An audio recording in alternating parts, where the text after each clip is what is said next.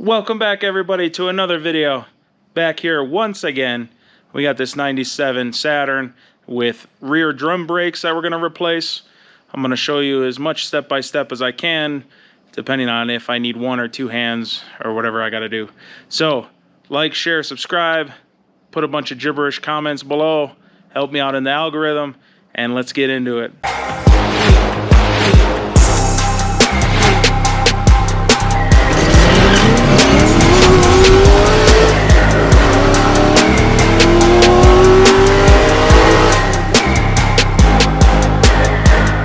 Step 1, jack up the car.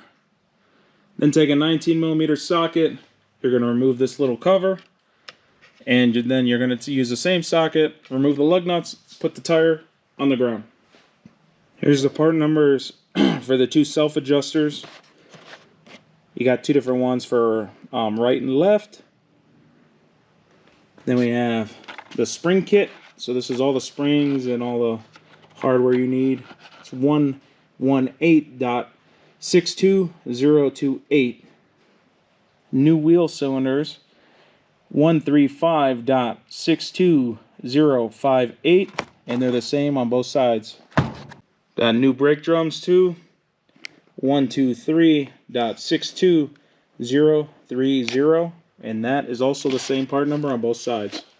Pair of shoes 1901-0637-00. You're going to want to pull off the brake drum, make sure your e-brake's not on, and it's obviously easier with two hands, but you get the idea. You just want to pull it all the way off, like so. To take this thing apart, I mean, there's not really a specific way to do it. You're just sort of going to start pulling springs and stuff. So like this one here hooks into that hole, so you grab it. You're going to need two hands, but grab it, push it over, because you got to hold this, push. You got to push with one hand here to hold this, because it will move. So you got to push one way here, grab this side with the pliers, unhook it from here, and then that'll unhook from here, pull that spring out. Same thing down below, you got a spring there. So you're going to hold whichever one you're going to do, you're going to hold it, grab it here to pull it out of the hole. And then these ones, there's a special drum brake tool that's a circle that makes this easier, but you can just use needle nose like so. You have to hold the back, which is right here. See that? You hold the back, which is the centerpiece. You hold that guy from the back, then you grab it with the needle nose here. You push in and twist until that slot here lines up with the metal of the pin, and then it'll just come off. I have that one unhooked. And then you need to pay attention to how these are sitting. I'll show you when I'm putting it back together, but got that one unhooked, which means we can grab this one, slide it out like so. Then with that out, that holds this little tab. And then next, I'm going to take these out the way I told you earlier, and I'll show you what that looks like. So we got your auto adjuster. You got this little wavy spring here. That goes in there, and that keeps tension outwards. It keeps the tension outwards, and then the springs from the outside in pull it in, so you have spring on spring on spring, and it keeps everything tight. Now these are out, everything moves. So we're going to unhook it. You're going to have pieces falling out. Just chuck that in the crap pile. And then you're going to come back over here and you're going to flex it like so. And you're going to pull out the auto adjuster that's in there. And then that'll let you flip this thing this way and unhook this spring from the back side. When you fold this one down, it has the e-brake, and there's a C-clip that goes on here. You're going to have to pull off that C-clip and then wiggle the hell out of this to get it to come off. Now that you have it at this point, you're going to take brake cleaner and you're going to spray the shit out of this and make it look all nice and shiny. And then we can get to removing this brake cylinder from the back and then pulling this and putting the new one here. Use an 11mm to remove the banjo bolt that holds the brake line to the brake cylinder. And then you have two 10mm bolts that hold the brake cylinder to this plate. Here's the two wheel cylinders next to each other. This one had a little plug in the hole here. And then it came with a new washer for the banjo fitting. Grab your new wheel cylinder with the old hardware, and you're going to bolt this back in just the way you unbolted the other one. You're going to get the side with the e-brake cable on first. You just put that little C-clip and crunch it a little. Put this one spring here that you have to hold from the back, and that will hold it in place. You're going to take this silver, well in my case it's silver, but it's a spring that has a little like weird arm, bent arm. You're going to hook it right there. Then you're going to bring it across and we're going to hook it onto this next pad here, and we're going to hook it in this back corner right there, this one right here. So we need to use two hands, I think. No, one hand. You see how I did that? So I did that with one hand.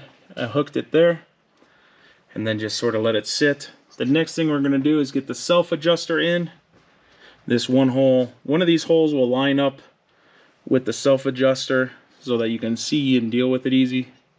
We're going to start with this piece. We're going to leave this piece alone for now. This piece is going to go here. The double-sided, the double-prong side is going to be this side with the e-brake cable. And the fat one piece is going to go into the black. And then this skinny piece is going to be outside, which is what that other bracket connects into. But for now, we're going to hook the fat piece into this groove right there. You're going to tilt this brake shoe over here out of the way. You're going to feed it through right here. Line up this side.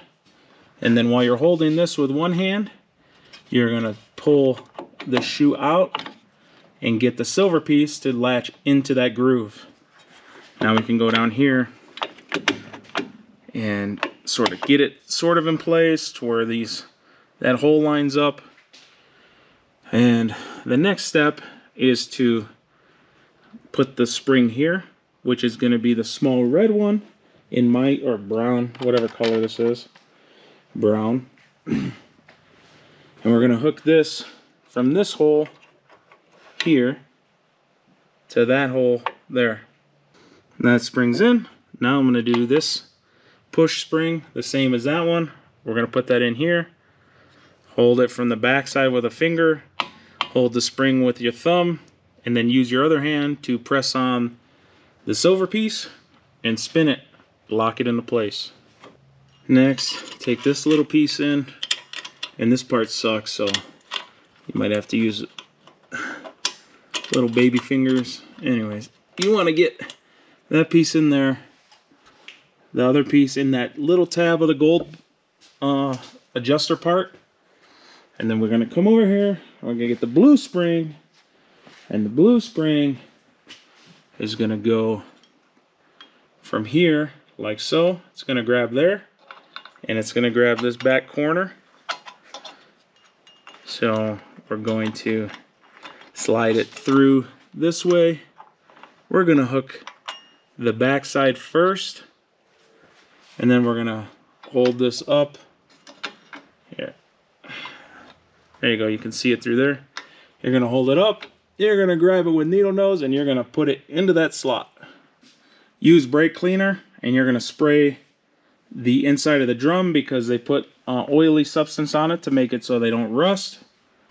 Spray off the brake pads and stuff with brake cleaner just in case you got it oily somehow.